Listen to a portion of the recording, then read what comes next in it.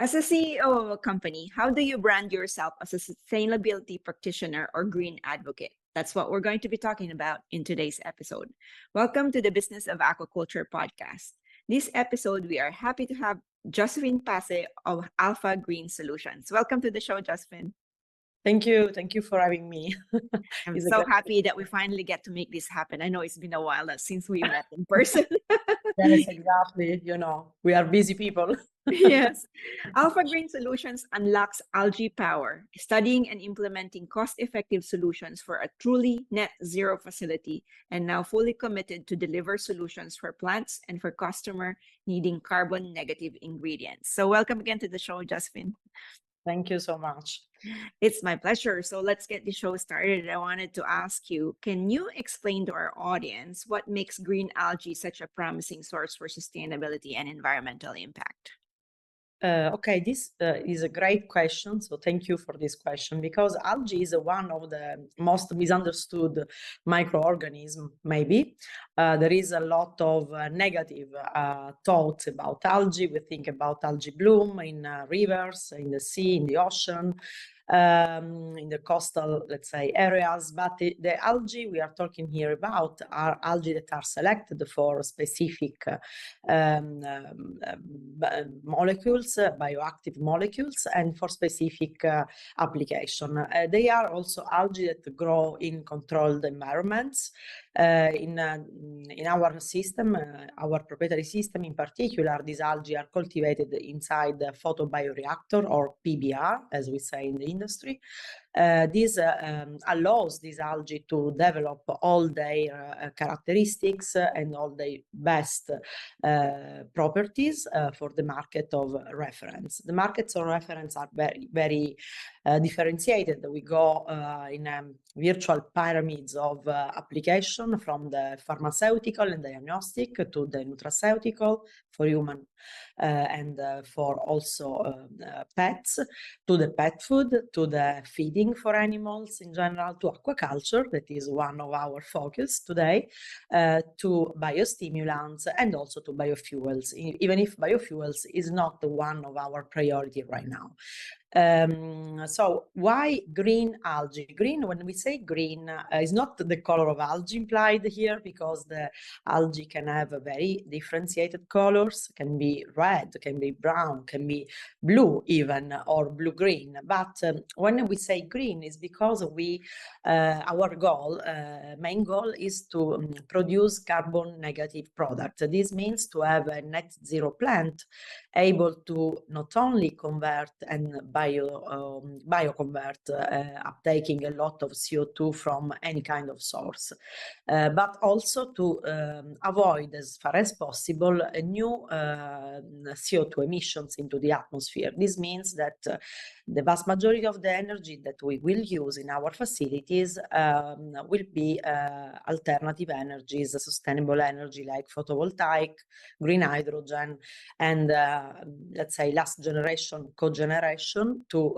cogenerate that heating power that we need, or that cooling power in the case of Florida that we will need.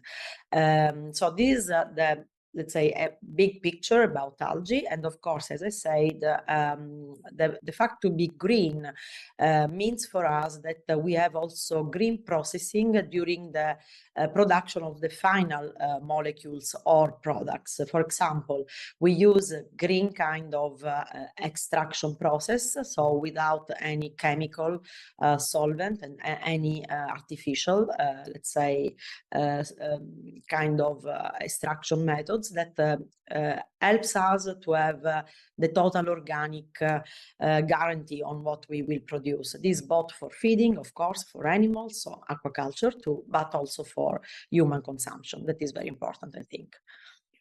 Thank you for sharing all that. There's a lot of technical terms that you mentioned there. So maybe for the sake of our audience, I like what you mentioned about green does not just necessarily mean the color, that you have all these red, brown, blue, blue, green, and PBR. Right? We have a PBR, actually, photobioreactor in our hatchery. And at one point, it was producing one species of algae actually to feed our shellfish. So I'm familiar with what you're talking about.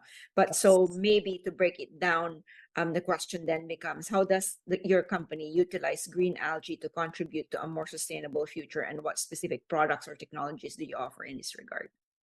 Yes, when we talk about sustainability, sustainable future, or try to limit the damages of climate change that are already very clear, we try to contribute in many ways. First, part of our, let's say, active contribution is capturing and uptaking, to be more precise, and then convert in a biological way CO2.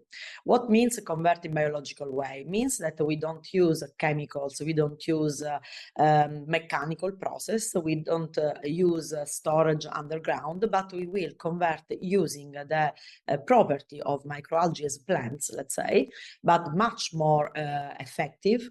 In fact, you can imagine, if you want to make a comparison, that 1 hectare of photobioreactor can convert more than 300 times the power of conversion of 1 hectare of a forest, but the forest has to be already grown, so also in a time frame that is much faster.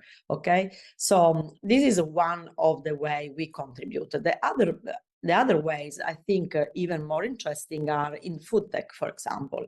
Think about all the alternative proteins that we can extract. We will extract from a massive plant like the one we will do in Florida, Vero Beach, and in fact has been also approved by the USDA for this kind of reason, because the alternative proteins today are not a way to say we don't have to eat any more fish or any more meat, but for all those people, like vegan people or people that want to alternate the normal meat consumption with something that is more sustainable, having a source of protein that is much more consistent and that matches better the human consumption needs is so important. So this also is another way to understand the power of algae and unlocking it, because this can be really huge if is scaled properly.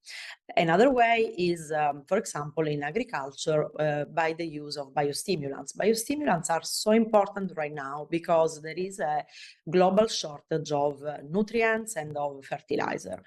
Also due to the war in Ukraine, all these crises in supply chains. So all that made very scarce and very difficult sometimes finding the right amount of fertilizer. When you combine biostimulant to fertilizer, you can indeed reduce so much the use of fertilizer. So you continue to use your normal fertilizer as a farmer, but combining with the biostimulants, you have a double or triple effect. So you can reduce the amount of fertilizer, plus biostimulants is totally natural. So in the case you want to grow just organic, you can also use this with some other organic nutrients. And plus, while doing this, you do also soil remediation, because biostimulants have the power to improve the microbiome of the soils. This means having better crops, environment for the crops, and also have a better improved capacity of the soil to capture CO2 naturally. So again, we enter into CO2 capture, but naturally, without, let's say, chemicals or other artificial instrumentations. I like all that. It's a very practical, especially when you were talking about, biostimulants. It's such a technical term, but really in essence, it's reducing the fertilizer so that whatever you're using it for makes it more organic per se. Yes. Exactly. Yes. And this is huge, believe me, because in these years we will see, and this will be more and more in the future, because now it's clear that really algae can completely support the use of traditional methods, and whereas instead somebody wants to go totally organic, can provide the right combination of everything, because protect the crops, improve the yields, improve the way also the other nutrients are transformed and absorbed by the plants. So is a boost, let's say, to anything you do with your cultivations. Perfect, perfect. So which leads me to my next question, where microalgae can have the biggest impact in fighting climate change and guarantee more sustainable process. So maybe you can expand on that.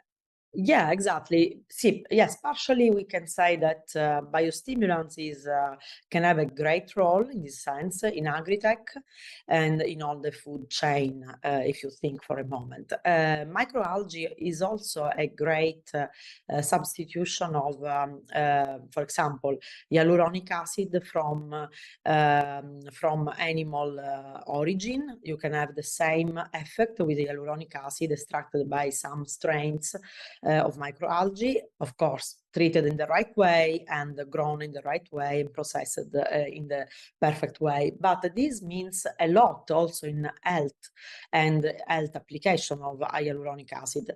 As a woman, I think immediately to beauty and cosmetics, of course, and this is one of the great news. Me, myself, I use something produced already here in the United States as a great result. But the main focus we have is in health, think about all the joint problems and how hyaluronic acid and collagen can help in this sense. And in general, it is used in many other health tech applications. So also there, you can have, let's say, this same kind of shift from something that is animal-based to something that is much more sustainable and also meets the needs of vegan and people that don't want to contribute more to the CO2 emission, and they are very conscious about how they consume and how they buy products. So everything that let's say has the ambition to reduce CO2 without let's say make a renounce to the quality or to the importance of having that kind of product, can be proteins, can be hyaluronic acid, etc., can be substituted with some algae-based product. So algae can be a kind of platform and help a transition from the economy as we know it and the new bioeconomy as we want it. So in a certain sense, this is why we called our project algae-centric, and we will call our products also algae-centric as a brand, because we like this idea to put algae at the center of a green revolution and help the planet, help food, help the human health, help everybody that wants to help us, by the way, because it's always a circular cycle, let's say. I really like that. And the branding, it's so catchy, algae-centric. I really like that. So I know I did mention at the beginning of our show that we met in New York at an Undercurrent Investor Forum a year and a half ago. So you're so passionate with what you're doing. So maybe you can share one last time. How did you get in touch in this? This was really a nice story because it was kind of coincidence. I had always a certain interest in biomasses and everything that is alternative energy. So I was attending all these conferences and working with some fund of investment in Italy back in times, when I was young.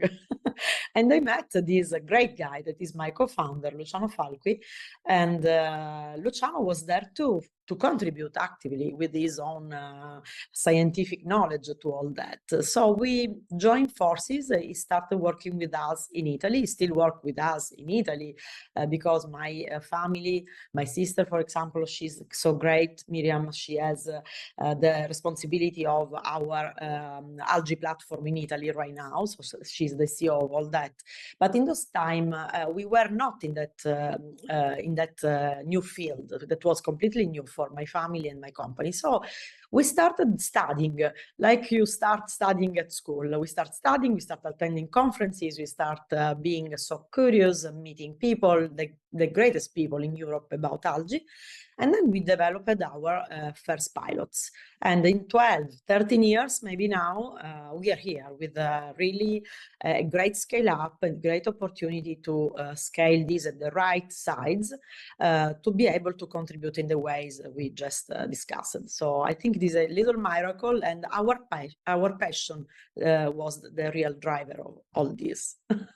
I can really see that. And if anybody can see how you look like, it was like, I'm sure that you can be a living testimony in terms of the product that you're using. We were just talking about that. So, my biggest takeaway from our conversation is when you were talking about carbon negative. I think that's in the circular economy sustainability sphere. This is very important when we talked about differentiation in your product. Branding obviously was a good one as well.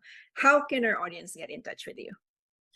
Please use LinkedIn. That is maybe the best way to talk. And then I can give, of course, everybody that is in needs of this, my email or telephone number. We can talk or we can meet probably, hopefully, because I prefer after pandemic, I prefer meet people in person, you know? Yes, That I'm was so great the time. It was completely a different thing because we were in person after a long time. It So is. I'm so happy that we met in person and we finally get together and sit down and talked about your story. So thank you again for being on the show, Josephine. I really appreciate you. thank you so much. Thank you. And really, thank you for what you do. Thank you. And please remember to review the show and see you next week. Remember, you help build the home in the Philippines every time we launch an episode on the podcast. Thanks, Josephine. Thanks, everyone. Thank you.